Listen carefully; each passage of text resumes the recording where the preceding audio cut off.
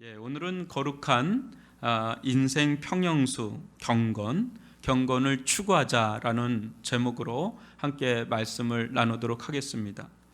2021년 새해가 밝았습니다. 올해는 신축년, 소띠 해죠.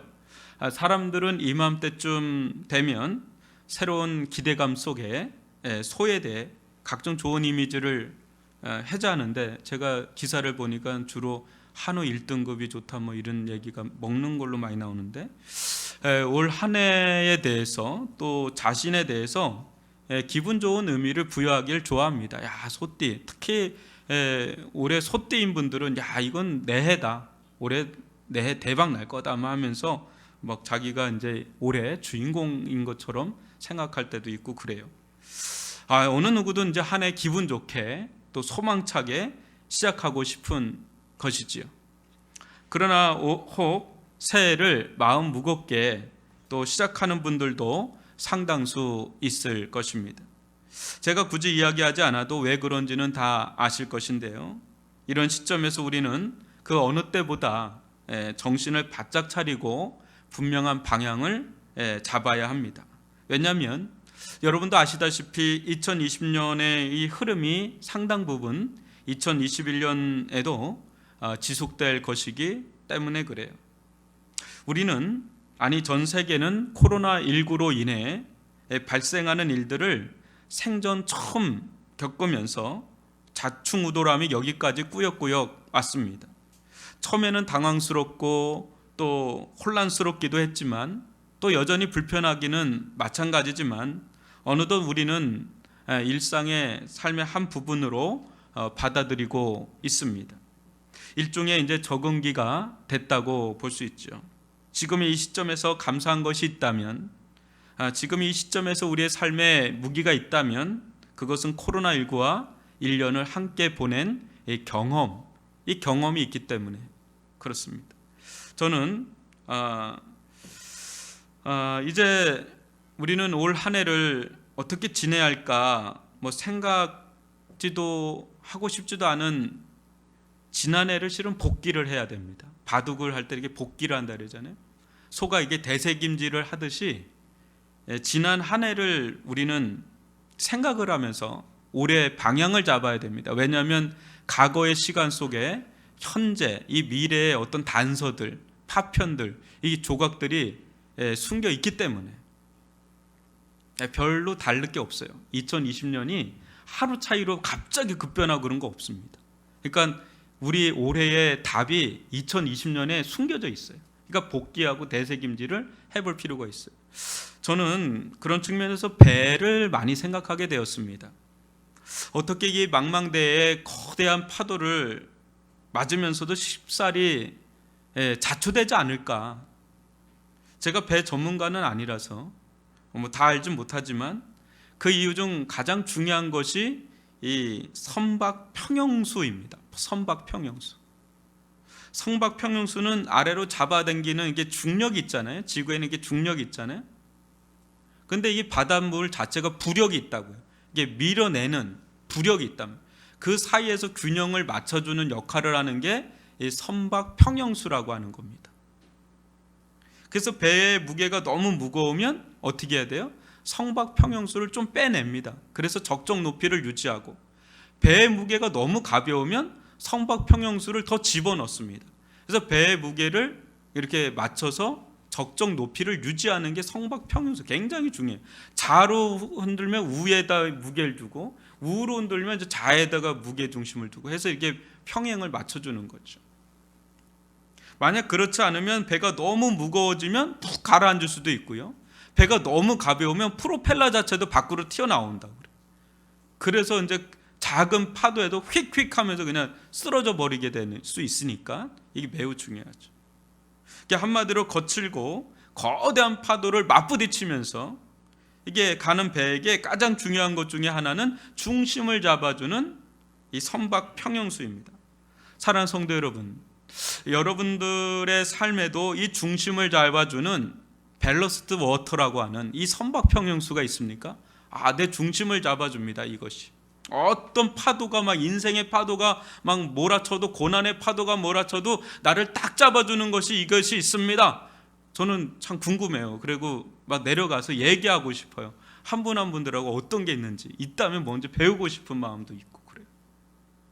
특별히 세계대전에 준할 만큼 이런 비상시기에 우리를 쓰러지지 않도록 심지어 뭐 이리 비틀 막 저리 비틀 막 거리더라 하더라도 막 오뚜기처럼 다시금 강력하게 복원시켜줄 이 인생 평형수, 인생의 무게 중심추, 그게 여러분이 있습니까? 인생의 많은 파고를 거치면서 이 자리까지 앉은 여러분들은 나름대로의 나를 붙잡아주는 그런 것들이 있을 거예요. 배나 오뚜기의 공통점은 가장 아랫부분에서 무게중심을 잡아준다는 거예요. 거기에 힘이 집중되어 있다는 거예요. 나머지는 오히려 가볍게 할 정도예요. 나머지는 오히려. 그래서 어때요? 언제 어디서 막 넘어져도 대롱대롱대롱. 그래서 안정감과 균형감을 갖고 강한 이제 복원력을 가져서 딱 그게 이제 오뚜기가 그런 거죠. 딱 하면 땅 하고 배도 마찬가지고. 이게 얼마나 중요한지 몰라요. 지금 우리의 일상의 균형이 상당히 깨어진 상태 아닙니까? 그죠? 아무리 적응됐다 그래도. 근데 언제 이 일상의 삶이 복원될지 아무도 알 수가 없어요. 뭐 백신이 나왔다고 그러고 뭐 하는데 이게 알 도리가 없어요. 장담할 수도 없고 변이도 나오고 막 이러니까.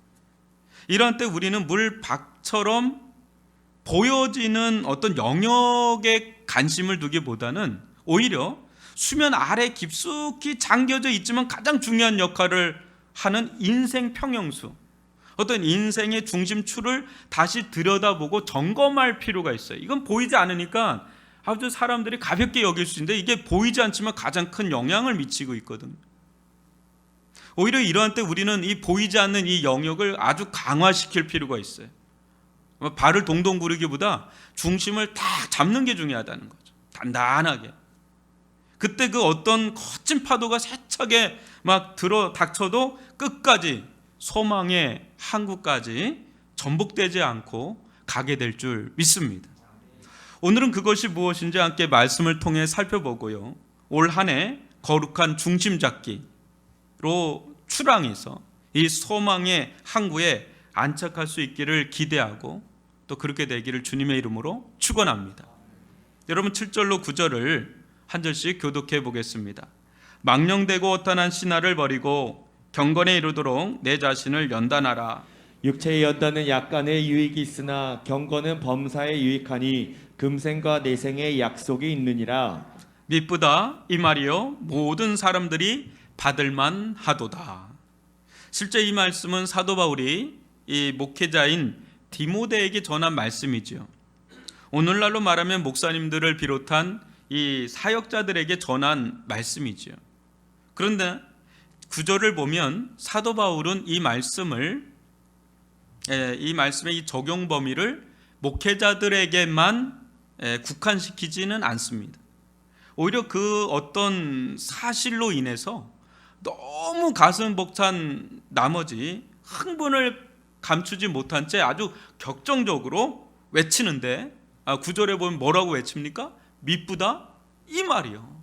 모든 사람들이 받을 만한 말씀이다. 이렇게 하면서 아주 간격에 차서 모든 사람들에게 확하게 얘기하는 것 같은 그런 느낌을 우리에게 주지요. 디모데에게 전한 이 말은 한 개인을 넘어서 오고 오는 그 세대의 이 목회자들, 아니 그야말로 온 세상 사람들이 다 받을 만한 귀중한 교훈이라고 이렇게 말씀하고 있는 겁니다. 그것이 무엇입니까? 여러분, 그것이 뭐예요? 핵심이 뭡니까? 모든 사람들이 받을 만한 그 말이 뭡니까? 이 경건이에요. 경건. 디모데와 같은 목회자들뿐 아니라 모든 사람들에게 이 경건, 오늘날로 말하면 우리가 쉽게 다가오는 걸로는 영성이라고 할 수 있어요. 영성. 이것은 쉽게 드러나거나 보이는 영역이 아니에요. 경건이 어떻게 또 영성이 어떻게 보이고 드러나 이런 건 아니죠. 그러나 그렇다고 해서 전혀 드러나지 않거나 보이지 않는 것도 또 아닌 거죠.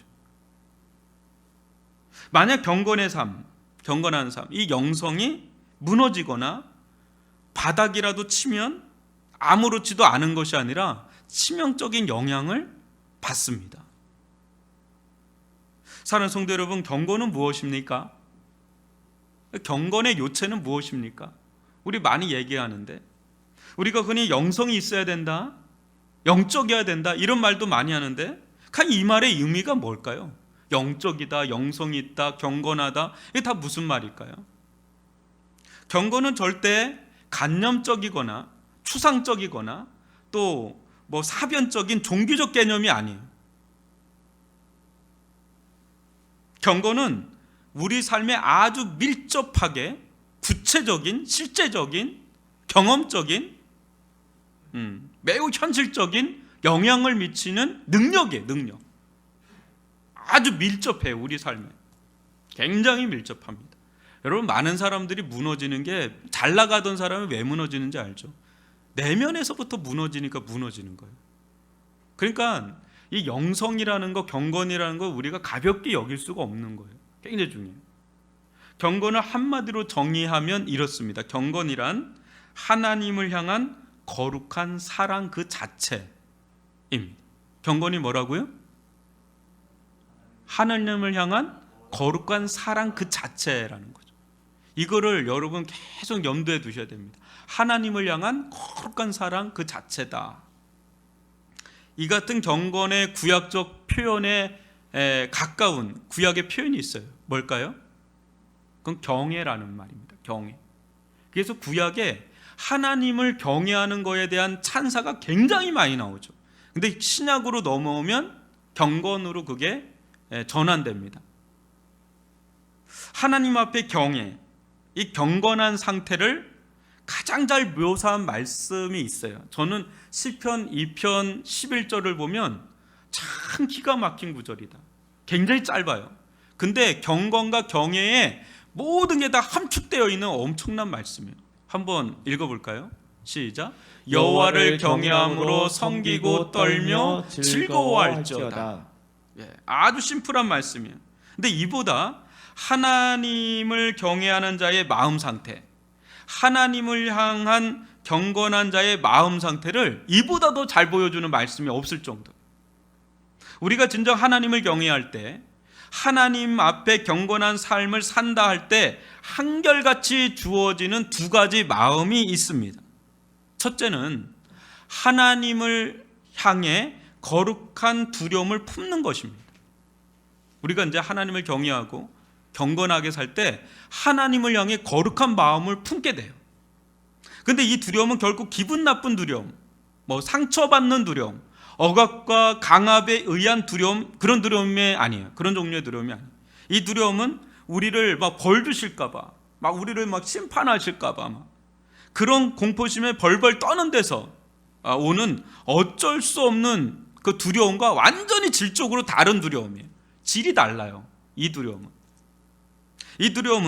하나님을 진정 공경하는 데서 오는 두려움, 하나님의 하나님 되심을 인정하는 데서 오는 두려움, 즉 그분의 권세, 그분의 영광, 그분의 종기를 우러러보는 데서 오는 아주 자발적이고 자유로운 그런 두려움, 즉 거룩한 두려움이라는 거죠. 그래서 이러한 이 거룩한 두려움을 소유한 자는 하나님을 하나님으로 모시고 또 대우하고 섬기기를 아주 기꺼워합니다.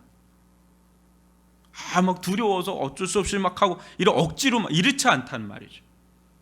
둘째는 하나님을 향해 거룩한 기쁨을 품는 것입니다. 진짜 경외한다는 거, 진짜 경건하다는 건 뭐냐면 하나님을 향해 기쁨을 품는 거, 거룩한 기쁨을 품는 거예요.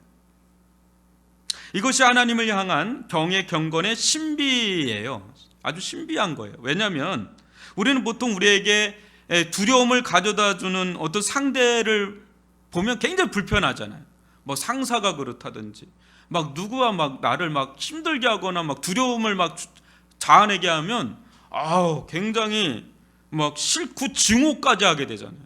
이를 갈잖아요. 근데 힘이 약해서 어쩔 수 없이 겉으로는 순종할 뿐이지, 따르는 것뿐이지 속으로는 굉장히 자기를 두렵게 하는 대상이 사라졌으면 좋겠다는 그럴 정도로 싫어합니다. 여러분, 고양이가 저는 쥐를 잡아먹는 걸 본 적이 있거든요. 어렸을 때. 근데 그 털이 바짝 쓰는데요. 쥐가 대들더라고요. 너무 두려워하는데도 자기가 죽으니까 대들더라고 막. 근데 결국 뭐 잡아먹습니다. 두려움의 표출은 적대감과 반감의 표출이에요. 여러분, 나를 해하려고 하는데 그 사람에 대해서 호의를 가질 수가 있어요? 나를 두렵게 하는 존재에 대해서 굉장히 싫은 거예요. 굉장히 적대감과 반감이 있죠. 그런데 어떻게 하나님을 향해 덜덜 떨 정도로 이렇게 두려워하면서도 오늘 이 말씀 보면 어떻게 즐거워할 수 있느냐 말이에요. 어떻게 기뻐할 수가 있느냐 말이에요. 오늘 시편 2편 11절이 그걸 보여주는 거예요. 그게 굉장히 신비한 거죠. 어떻게 한 사람의 마음에 이게 공존할 수가 있느냐 말이에요. 두려움과 어떻게 즐거움이 공존할 수 있느냐 말이죠. 이 정반대적인 이 마음이 경외심 속에, 이 경건함 속에 아주 절묘하게 하나로 묶여져 있어요. 이게 피에타스, 이 경건의 요체입니다.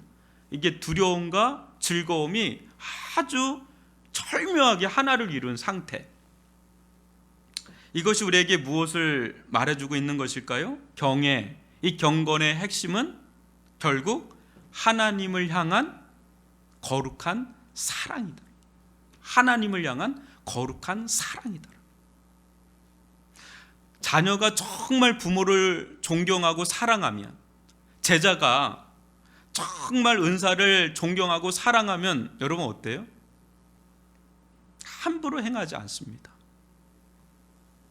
부모님이나 선생님의 이 권위와 질서를 공경하면서 아주 기꺼운 마음으로 순종하죠. 그런데 이것이 전혀 기분 나쁘지 않아요. 내가 이제 공경하고 막 그 받들고 섬기는데 이게 기분 나쁘지가 않아요. 오히려 자원하는 마음으로 그분을 위하는 것이 자신의 막 기쁨이 되고 즐거움이 막 되는 거예요. 막 부모님을 막 섬기고 또 은사인 선생님을 막 섬기고 대우해주고 막 이게 뭐 어려운 일이 아니라 자기 마음 가운데 이게 너무 기쁜 거예요. 너무 즐거운 거예요. 왜? 진짜 사랑하니까. 사랑하고 존경하니까 막 그게 어렵게 다가오지가 않아요. 여러분, 우리가 누군가를 진짜 사랑하면 그 사랑하는 사람을 위해서 뭐 하는 게 어렵나요? 어려워요. 어려운 일인데 자기는 어렵다고 느껴지지가 않는 거예요. 어떤 사랑은 열정이에요. 애정이고. 어떤 거에 대한 막 애정이 있고 열정이 있잖아요. 막 힘든 일을 하는데 그게 힘들게만 다가오지 않아요. 왜요? 그거를 상쇄할 만큼의 내 안에 기쁨이 있어요. 즐거움이 있어요. 막 그 사람을 위해서 하는 게 기뻐서 그러는 거예요. 내가 기뻐서 하는 거예요.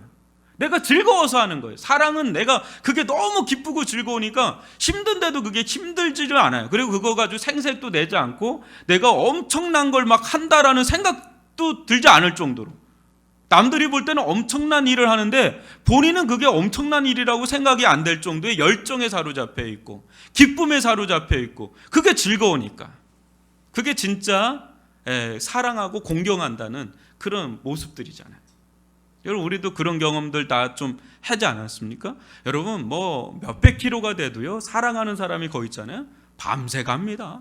밤새 그 출근하고 직장 다 갔다 와도 거기까지 가서 사랑하는 연인 만나고 와도 그렇게 기뻐요. 그냥 몸은 피곤하지. 몸은 피곤한데 막 속에서 기뻐요. 그러니까 하는 거죠. 그런데 우리가 진정 하나님을 경외한다고 한다면, 우리가 진정 하나님을 향해 경건하게 산다고 한다면 어때요? 그것은 곧 하나님을 향해서 거룩한 사랑을 품는 건데, 거룩한 사랑을 품는다 그럴 때 뭡니까? 하나님을 향해서 한편에선 거룩한 두려움을 가져서 공경해요. 공경하는 거죠. 근데 또 하나님을 향해서 또 한 축에서는 하나님을 즐거워해요. 막 즐거워하고 기쁜 거예요. 그게 하나님을 향해 거룩한 사랑을 품는다고 그럴 때 그 두 가지가 우리들 가운데 막 공존하니까.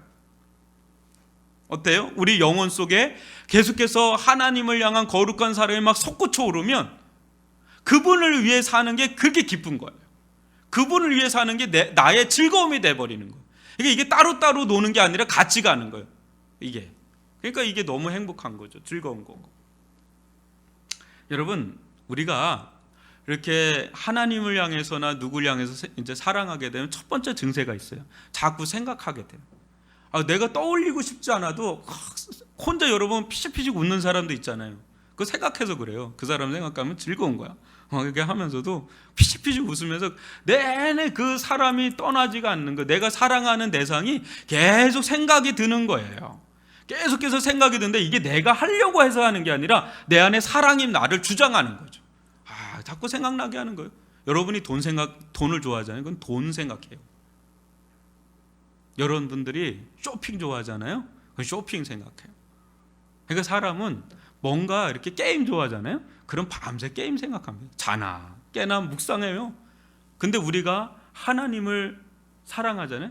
자나 깨나 하나님 생각해요. 자나 깨나 하나님을 묵상하고 생각하고. 이게 내가 그러려고 하는 게 아니라 내 안에 그게 막 나를 주장하는 거죠. 여러분, 생각이 쌓이면 어떻게 되죠? 생각은 마음의 변화를 가져다 줍니다. 사람의 마음이 쉽게 변할 것 같은데 그렇게 안 변해요. 근데 사람의 마음이 언제 변해요? 생각이 쌓이면 이게 머리에서 하던 것들이 이게 밑으로 내려와요. 이 3cm 아래로 내려와요. 이게 마음을 주장해요.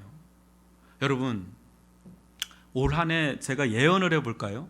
여러분들이 어떻게 살지 제가 예언을 해볼까요? 여러분들 마음 먹는 대로 살아요. 생각대로 사시는 게 아니라 마음 먹은 대로 살아요. 그래서 우리 어르신들이 이제 마음 먹기 달렸어. 이 녀석아, 네가 아무리 힘들어도 마음 먹기 달렸어. 그게 뭐냐면 마음 먹는 대로 가요. 여러분, 생각대로 가면 우리는 뭔가 하고도 남았어요. 벌써. 근데 이 생각 저 생각은 하지만 생각대로 되나요? 마음대로 돼요. 마음 먹기에 달려있는 거예요.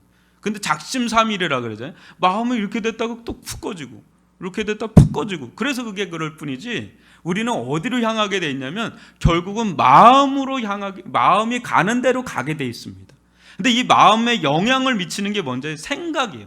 근데 어떤 생각이에요? 쌓이는 생각이에요. 쌓이는 생각. 생각이 어떤 하나의 생각에 계속 굴뚝하잖아요. 그게 쌓이면 쌓일수록 마음에 들어갑니다. 안착을 해요. 근데 그게 좋은 생각의 씨가 심기면 아주 그 사람은 긍정적인 마음을 가져요. 근데 아주 부정적인 생각의 씨가 계속 쌓이잖아요. 그 사람 마음이 깨져버려요. 그리고 생각을 잘 하셔야 돼요. 그리고 그 생각을 계속 좋은 생각을 여러분도 많이 품잖아요. 그 마음 자체가 어디에 이렇게 탁 기울여져요. 어느 순간에 마음이 탁 기울여져요. 처음에는 이제 썸을 타요. 근데 어느 순간에 내가 감정 조절이 안 될 때가 뭐예요? 그때가 사랑할 때예요. 여러분들 대부분은 썸을 타요. 우리는 뭐 저거 좋겠다 뭐 이렇게 해. 그러니까 그게 나의 영향을 그지 안 미쳐요. 근데 어떤 대상에 어느 순간에 아주 지속적인 생각하잖아요. 어느 순간에 마음에 쑥 들어와요. 마음에 한번 들어오면 그거 이제 끝난 거예요. 그거 빼도 박도 못 합니다. 그러니까 마음이 그런 거예요. 그런데 여러분, 오늘 사도 바울은 이 디모데를 비롯해서 온 세상 사람들에게 어떻게 살라고, 뭘 사랑하며 살려고 하는지 이제 보여주는 게 다시 7절로 9절입니다. 다시 한번 읽어볼까요? 7절부터 9절을 교독하겠습니다. 망령되고 허탄한 신화를 버리고 경건에 이르도록 내 자신을 연단하라. 육체의 연단은 약간의 유익이 있으나 경건은 범사에 유익하니 금생과 내생의 약속이 있느니라. 미쁘다 이 말이여 모든 사람들이 받을만 하도다. 아멘. 사도 바울이 뭐라 그럽니까? 세상 이 망령되고 허탄한 우상 숭배를 버리고, 그러니까 세상 사랑을 버리고 하나님을 향한 경건에 이르도록, 하나님을 향한 거룩한 사랑에 이르도록 연단하라 그래요. 여러분, 우리는 딱 하나의 마음이 있어요.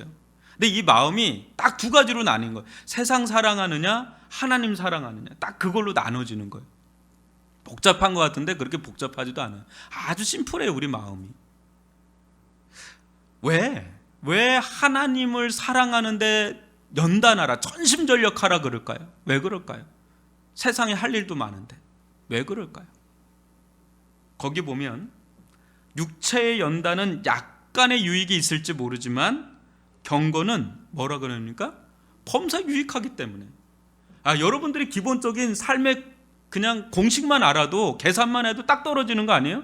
아니, 약간의 유익이 있는데 여러분 투자할 거예요? 아니면 범사에 유익한 거에 투자할 거예요?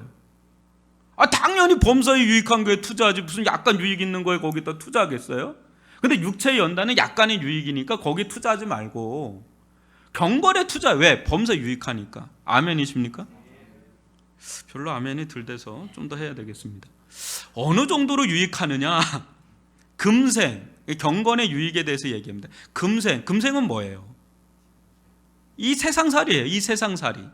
이 세상살이에도 약속이 있다는 거예요. 금생. 이 경건은 이 세상살이에도 하나님의 약속이 있다라는 거예요. 근데 경건은 더 나아가서 내생은 뭐죠? 내세요, 내세. 그러니까 현세뿐 아니라 내세까지 하나님의 약속이 있다라고 지대한 영향을 미치니까 경건이 그러니까 경건에 이르도록 연단하라 그렇게 얘기를 하는 겁니다. 훈련하라 이렇게 얘기를 하는 거예요. 사랑하는 성도 여러분, 여러분들은 이 대목을 보면서 육체의 연단을 보고 약간의 유익이 있다라고 하는 이 사도 바울의 당돌함을 여러분 좀 보십니까? 여기서 이 연단이란 말은 올림픽 용어예요. 레슬링 용어예요. 레슬링. 스트러글 한다는 거예요. 스트러글 한다는. 레슬링 선수가 올림픽에서 금메달을 따기까지 여러분 얼마나 절제된 삶을 사는지 아세요? 식단 조절 어마어마하게 합니다. 체중이 늘지 않는 게 여러분 얼마나 힘든 일인지 우리도 어렵지만 운동선수들도 자기 체급을 유지하는 게 굉장히 어려운 거예요. 대부분 이거와의 싸움이에요. 체중 조절 싸움. 그래서 제가 피겨 선수인가 어떤 그 선수가 하는 얘기를 듣는데 깜짝 놀라요. 자기는 평생 소원이 콜라 한 모금 마시는 게 소원이래요. 우리는 그냥 벌컥벌컥 마시잖아요. 오늘도 맥도날드 가서 마시고 그래. 그거 한 모금 마시는 게 소원일 정도로 엄청난 절제력이에요. 여러분 웬만한 종교인들보다 더 엄격한 수도자적인 삶을 사는 게 운동선수들이더라고요. 그리고 거기에서 끝납니까? 엄청난 막 그 고통을 감수하면서 그 훈련하는데 여러분 웬만한 운동선수들은 병이 없는 사람이 없어요. 다 골병 들어요. 그 정도로 해야 금메달을 딸까 말까 하는 겁니다. 그게. 그런데 수많은 타클래스에 있는 운동선수들 우리나라도 많이 나왔잖아요. 그 선수들을 보면 대부분 천부적인 재능을 타고났어요. 근데 이들 중 어느 누구도 천부적인 재능 그거 하나만으로 그 자리에 올라간 사람 단 한 사람도 없어요. 그 이상의 아주 노력을 하지 않는 사람은 단 한 사람도 없습니다. 전 서장훈 얘기 듣고 깜짝 놀랐어요. 즐긴다고요? 운동을? 그건 기본이죠. 저는 아주 진력이 나도록 했어요. 즐기면서 한 적이 없다고. 진짜 그래요. 즐기는 건 기본이고요.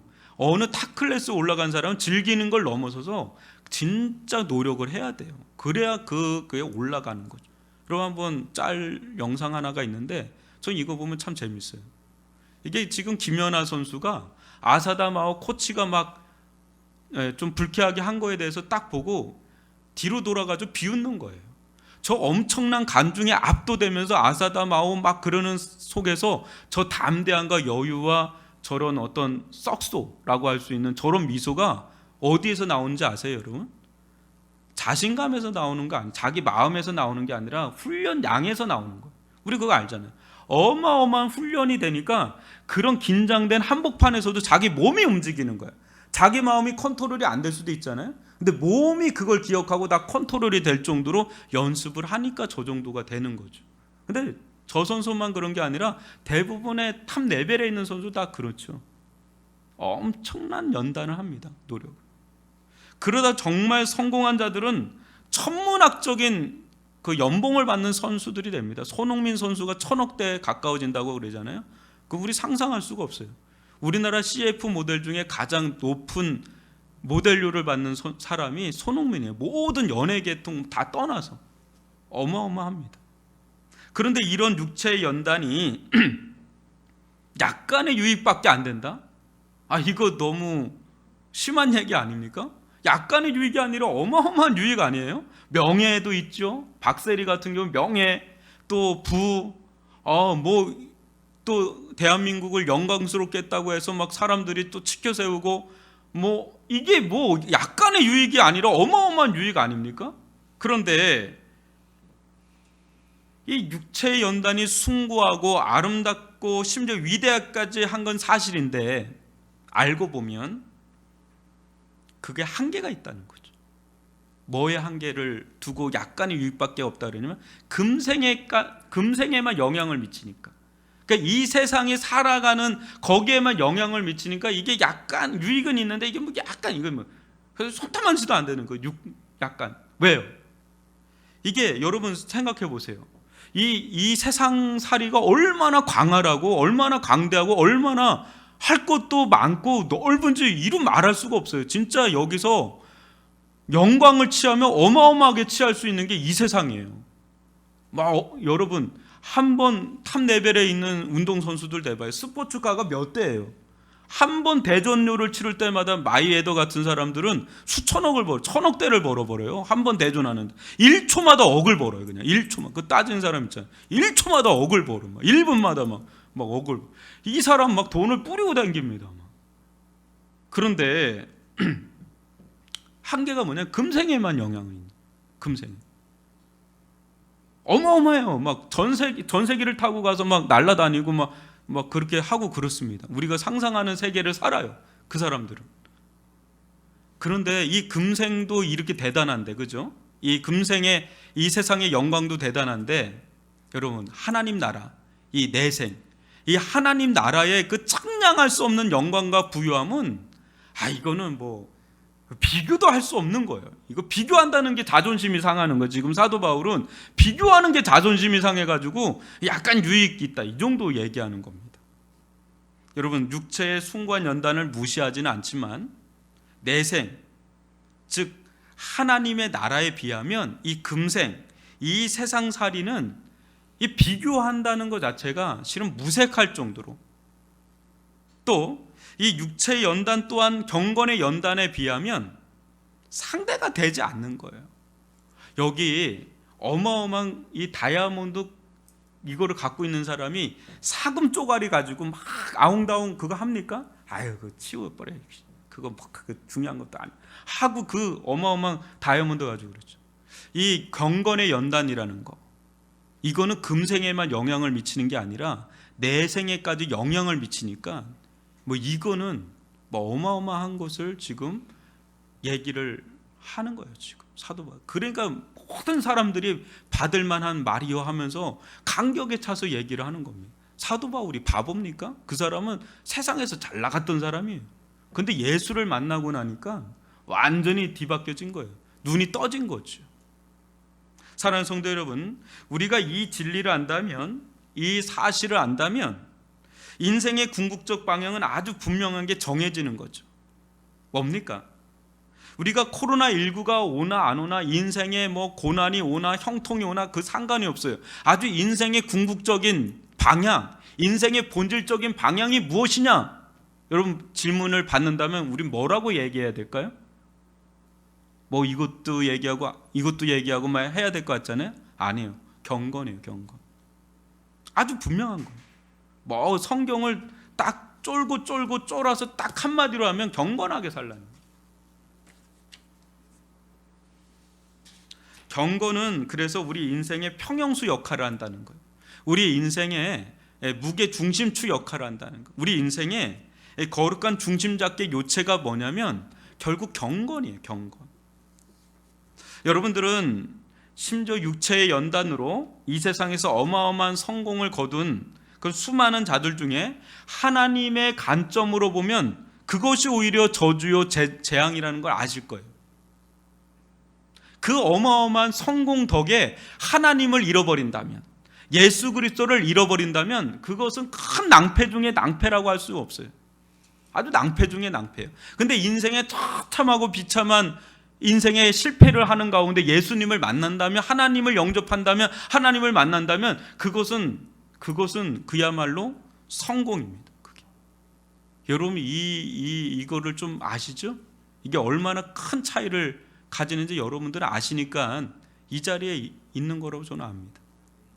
그런데 우리 중 이 엄청난 금맥을 알고 있으면서도, 가지고 있으면서도 약간의 유익밖에 안 되는 것을 더 가지지 못해서 불행하게 여기면서 산다면 이 얼마나 불쌍한 자인지 몰라요. 우리 중 이 엄청난 이 보화의 강산을 가지고 있으면서도 더 경건에 이르도록 매진하기보다는 자신의 전 생애를 그 약간의 유익이 있는 육체의 일에, 이 세상의 일에 자신의 전부를 막 몰빵하듯이 막 드린다면 이보다 불쌍한 자가 어디 있어요?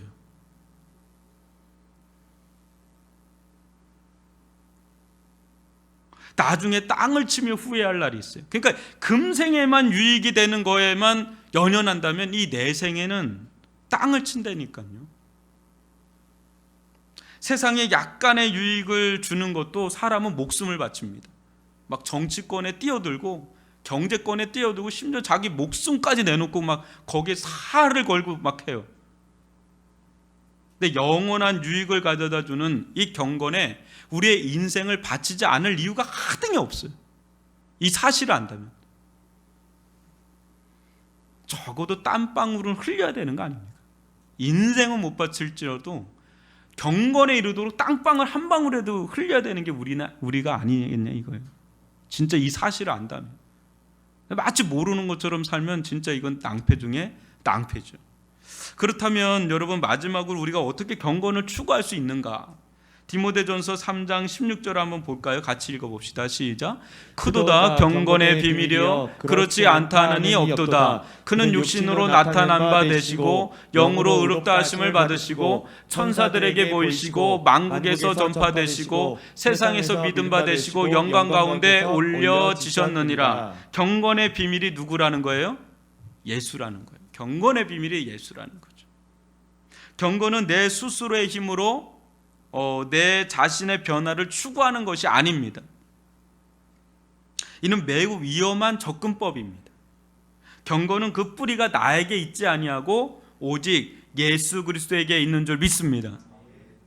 우리는 경건의 요체라 할 수 있는 하나님을 향한 거룩한 사랑을 애시당초 품을 수 없는 죄인들입니다.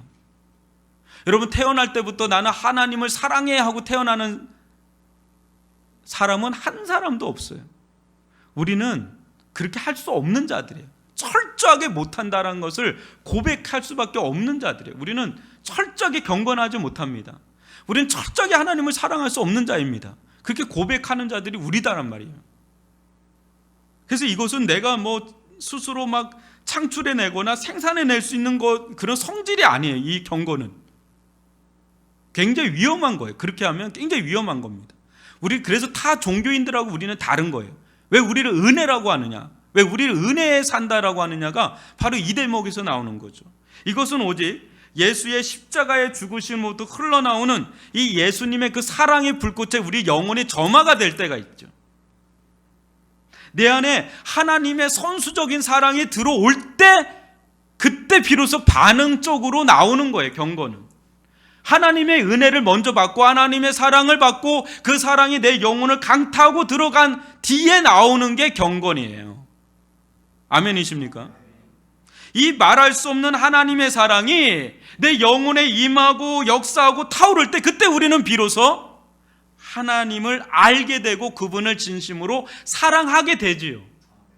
내가 하려고 하는 게 아니라 그렇게 되지요. 은혜가 내 안에 들어오고 하나님의 사랑이 내 안에 부음받아서 들어올 때, 그때 우리는 그렇게 되는 거예요. 되어지는 거죠. 거기다가 우리는 끊임없이 하나님의 말씀과 기도를 통해서 거룩해지면서 하나님에 대한 사랑이 더 커지고 깊어지고 넓어지는, 진심으로 그분을 존경하게 되고 진심으로 그분을 경외하게 되고 진심으로 그분을 섬기게 되고 진심으로 그분을 사랑하게 되는 그런 길로 나아가게 되죠. 그래서 디모데전서 4장 5절을 보면 같이 읽어볼까요? 하나님의 말씀과 기도로 거룩하여 짐이라. 뭐와 뭐로 거룩해진다고요? 하나님의 말씀과 기도로 거룩하여진다고. 하나님의 말씀에 우리가 깊이 들어가면, 기도의 세계로 깊이 들어가면 하나님을 향한 사랑으로 풍성해지는 경험을 하게 된다는 거죠. 점점 더. 원래 있었는데 이 불이 점점 말씀과 기도 속에 더 타오르게 되는 거예요. 풍성하게 막 장작더미가 막 우리 불 가운데 막 들어오니까 이게 더 타오르는 거예요. 우리가 하나님의 말씀을 부지런히 육체의 연단을 하듯 여러분 읽고 묵상하고 듣고 연구하고 적용하면 어떨까요? 막 레슬링 선수가 하듯이 이 말씀을 붙잡고 막 씨름하고 땀을 흘리면서 나는 하나님을 더 알고 싶어, 하나님을 더 사랑하고 싶어 막 애를 쓰면 어떻게 될까요? 우리가 만약에 기도를 이 막 프로 선수들처럼은 못하더라도 적어도 막 이 기도의 세계에 더 깊어지고자 기도의 시간을 내서 기도의 땀을 흘리면서 막 주님 앞에 기도하고 그러면 안 할 때보다 또 10분 할 때보다 1시간 할 때보다 2시간 이게 양이 많아지면 많아질수록 어떻게 될까요? 하나님의 사랑이 식어질까요? 아니면 더 풍성해질까요? 하나님을 향한 사랑이 더 열려지고 깨달아지고 그 속에서 회개를 경험하고 그 속에서 은혜를 경험하고 하나님을 알게 되고 하나님을 사랑하게 되고 하나님의 역사를 체험하게 되고 막 이런 일들이 우리들 가운데 더 많이 풍성하게 이루어지지 않을까요? 올 한 해 그런 일들이 일어날 수 있기를 바랍니다. 여러분 올 한 해 여러분 경건에 이르도록 연단할 수 있기를 바랍니다. 거룩한 연단을 할 수 있기를 바랍니다. 천양지차예요. 천양지차예요. 그렇게 하는 자와 그렇게 하지 않는 자. 이 땅에서도 하나님의 말씀이요, 말씀대로 살자는 이 땅에서도 하나님의 말씀대로 살면 하나님의 말씀이 이 땅에서도 이루어지는 걸 경험하게 될 줄 믿습니다. 너희는 먼저 그의 나라와 그의 의를 구하라. 그러면 이 모든 걸 너희에 더하시리라. 이거 압니다. 누구나 다 알아요. 근데 이 아는 이 말씀이 현재화가 될 수가 있다는 거예요. 실제화가 될 수 있다는 거예요. 이 땅에서도. 그죠?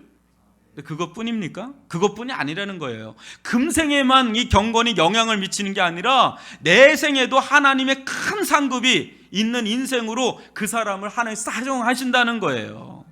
여러분 그 길이 우리들 가운데 활짝 열려 있는 겁니다. 우리들 가운데 어마한 축복을 받은 자들이 우리가 이렇게 별거 아닌 것이 아니라 엄청난 사람 한번 보세요. 옆에 좌우에 있는 분들 엄청난 사람들입니다. 당신은 엄청난 삶 속으로 초청받은 자들이 바로 우리들인 줄 믿습니다.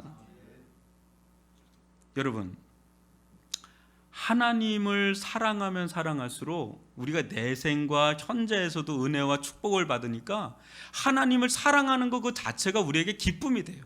그게 즐거움이 되고 그게 행복이 되고.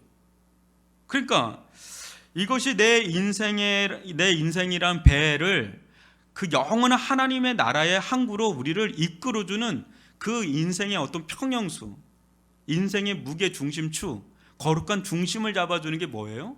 그 결국 경건이에요. 경건. godliness. 이 경건이에요. 경건. 이 거룩함이란 거룩한 사람. 저는 올 한 해도 작년과 비슷한 흐름이 진행될 거라고 그냥 생각을 합니다. 뭐 2020년 13월 12월 30일이라고 2021년 1월 1일이 갑자기 변화될까요? 그냥 우리가 그냥 달력상 그런 거지 그냥 비슷한 겁니다. 그냥 요맘때만 조금 새로운 듯한 느낌이지 한 달만 지나도 막 그게 그거예요. 또 그냥 우리 모두 온 인류는요 코로나19로 강제 안식년에 들어간 것 같아요. 할 수 있는 게 없다. 목사님 할 수 있는 게 없어요. 이런 얘기를 참 많이 합니다. 저도 할 수 있는 게 없고 그래 강제 안식년이죠. 뭐. 만날 수가 있어요. 뭘 할 수가 있어요. 그때 우리는 무엇을 하는 것이 가장 지혜로운가 생각 안 할 수가 없어요. 어떻게 이 시간을 보내야 되지? 여러분 이렇게 보내든 저렇게 보내든 시간은 가게 돼 있어요. 이래 보내든 저래 보내든 시간은 흘러갑니다. 근데 절망하는 사람이 있고 낙심하는 사람이 있고 그냥 막 그렇게 뭐 다양하게 시간을 보내요. 근데 어떻게 우리가 이 시간을 보내야 되느냐 이거죠. 우리가 할 수 있는 것에 최선을 다하면서 보낼 수 있기를 바랍니다. 그냥 절망만 하고 낭만만 하는 것이 아니라 그 중에서 가장 중요한 건 경건에 이르도록 힘쓰는데 자신의 시간과 에너지와 열정을 드릴 수 있기를 바랍니다. 왜냐하면 그것이 진짜 남는 거거든. 인생 가운데 그것이 남는 거거든. 하나님의 말씀을요 날마다 조금씩이라도 여러분 더 읽으려고 한번 해보십시오. 이제 새해가 3일 지났는데 작심 3일이니까 또 작심하면 돼요. 수요일 날 하고 수요일 날, 토요일 날 하고 그리고 주일 날 와서 또 하는 거예요. 이렇게 자꾸 하는 겁니다. 근데 여러분 날마다 기도하기를 한번 힘쓰십시오. 기도할 때 많이 기도하려고 하지 마세요. 일단 1분이라도 기도를 해보세요. 그랬다고 5분을 기도하고 5분에서 근력이 좀 생기면 그 다음에 10분을 기도하고. 여러분 여기 피트니스가 있잖아요. 처음부터 이렇게 우람한 근육 가진 사람은 없어요. 그냥 부단히 운동한 사람이 5년 10년 될 때 저 몸을 가지게 되는 것처럼 영적인 근력도 마찬가지예요. 한꺼번에 뭐 말씀을 통해서 뭐 기도를 통해서 갑자기 하늘이 열리고 우르르 꽝꽝 그런 거 없어요. 처음에 좀 있을지 뭐 없어요. 그런 거 그냥 부단하게 보이는 듯 보이지 않는 듯 그 말씀의 세계에 깊어지려고 애쓰고 기도의 세계에 깊어지려고 하잖아요. 어느 순간인가 임계점 99도까지는 그대로인데 어느 순간인가 팔팔팔팔 끓으면서 역사가 일어나는 거예요. 그러면 더 열려요. 그때부터는 더 열리고 더 열리고 그런 은혜를 누릴 수 있기를 바랍니다. 여러분 때로는 이 길을 가는 데 있어서 말씀 보는 것 자체가 기도하는 것 자체가 경건이라고 착각하는 자들이 혹 있어요. 아니에요. 말씀 보는 것, 기도하는 것 자체가 경건 아닙니다. 경건은 뭐라고요? 이거는 수단이고 경건은 뭐라고요? 하나님을 향한 거룩한 사랑 그 자체가 경건이에요. 거기에 이르도록 우리가 연단하는 겁니다. 여러분 우리가 하나님을 향한 거룩한 사랑을 품게 되잖아요. 그야말로 그 사람은 최고의 행복자예요. 우리 마음 가운데 하나님의 사랑이 느껴지고 우리가 하나님을 향해서 거룩한 사랑을 한다는 게 내가 느끼고 있는데 뭐 걱정할 게 아무것도 없어요. 사랑이면 다 되는 겁니다. 사랑이면 충분합니다. 우리 가운데 하나님을 향한 사랑이 우리들 가운데 내 안에 타오르잖아요. 끝난 거예요. 외로움도 없어요. 걱정도 없어요. 염려도 없어요. 불안도 없어요. 그냥 다 끝난 그 사람이 최고의 행복자고 최고의 성공자인 줄 믿습니다. 근데 그거에 이르도록 사도 바울은 연단하라고 그럽니다. 연단. 그 연단의 도구로 하나님의 말씀과 기도를 붙잡으라는 거예요. 그런 측면에서. 그래서 저도 그렇고 여러분도 그렇고 지금 시간을 잘 활용하세요. 지금 진짜 어려운 시기에 막 혼돈스럽잖아요. 자기가 셀프 컨트롤 안 되면 안 되거든요. 애들도 그렇고. 근데 주부들도 마찬가지. 하루 세끼 지금 막 하는 주부들은 지금 미치기 직전이에요. 사 먹는 것도 한계도 있고 해 먹는 것도. 근데 이때 자기 관리 못하면 큰일 나요. 근데 뭐예요? 말씀과 기도에 깊어져야 돼요. 따로 시간을 떼서 한번 여러분들 거기를 증가시켜 보십시오. 거기서 경건에 이르도록 힘쓰면 1년 이렇게 갑니다. 이래 가나 저래 가나 1년은 지나갈 거예요. 근데 지나가서 1년 뒤에 다른 사람으로 딱 서 있는 거하고 쭉 쳐져가지고 서 있는 거하고는 완전 다른 거예요. 잘 보내셔야 됩니다. 올 한 해 진짜 잘 보내셔요. 정신 바짝 차리고 2020년 보냈잖아요. 똑같아요. 그럼 어떻게 보내야 될지 이제는 우린 복귀하면서 대책임질하는 방향 잡아야 돼요. 나는 하나님의 말씀과 기도로 경건에 이르도록 나는 훈련해야 되겠다. 하나님을 향한 거룩한 사랑이 내 안에 다시 회복되고 충만해지기를 나는 기도해야 되겠다. 나는 그렇게 해야 되겠다. 이렇게 방향을 잡고 나가실 때 여러분 어떤 고난이 와도 목적이 그게 아니에요. 세상의 일이 내 목적이 아니에요. 세상에 그 육체의 약간의 유익이 되는 그게 내 목적이 아니라 경건 그 자체가 목적이 되니까 고난이 와도 그 목적이 흔들리지 않아요. 평강이 와도 흔들리지 않아요. 그러니까 성공이 와도 거기에 자만하지 않고 실패가 와도 좌절하지 않아요. 왜? 목적 자체가 너무 상위 목적이야. 경건이 목적이 돼버리니까 이건 모든 걸 다 아울러 버려요. 그러니까 최상위의 가장 고상한 목적을 품는 저와 여러분이 될 수 있기를 바랍니다. 그것이 교회의 목적이 돼야 되고 그것이 한 인생의 목적이 되기를 주님의 이름으로 축원합니다.